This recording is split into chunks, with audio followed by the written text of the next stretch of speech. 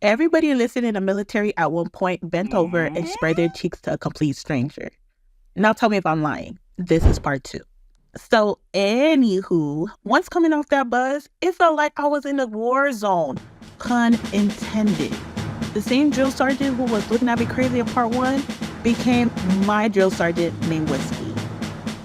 Now, boom, we did the initial shark attack. And no, it wasn't banned from the military police battalion like how the news mentioned it was. We got our butts handed to us. First drill we had to do was find our bags in a pile and sort them out while being barked at. So here I go stumbling trying to find my bag, but none of the bags over there had my name on it. And here go Whiskey in my ear talk about, "You'll never join my army." And I'm thinking like, "Sir, please relax. I just got here." Later, I ended up finding out from other trainees from another company near ours that our drill sergeants had them moving our name tags off our bags on purpose just to mess us up. So yeah, first day was hell. And I'm not even talking about the drill sergeants. I mean the Missouri heat. Child, it was hotter than the bottom of the foot of an elephant. I ended up being in 3rd platoon, aka Turd platoon. And the military police battalion became my home for the next 9 weeks. Now, the first day was a little hazy, but I do remember at night, all I heard was silent crying from the females. Oh, and the top bunk wasn't just during processing. It was here too.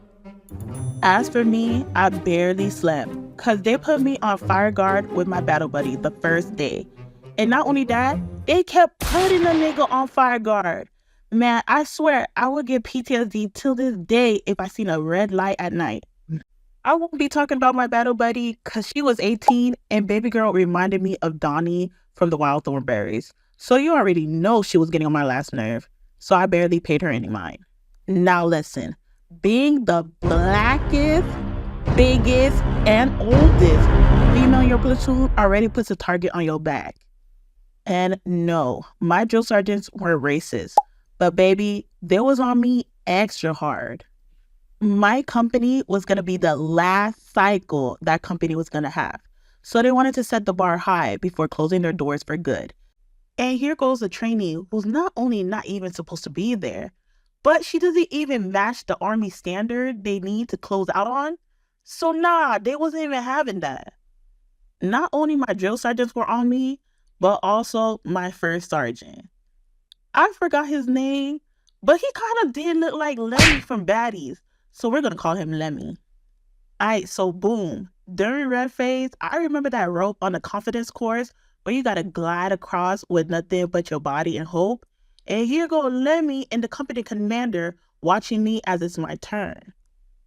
And just when I thought I had it in the bag and was about to prove that I was a soldier, I fell when I was only halfway.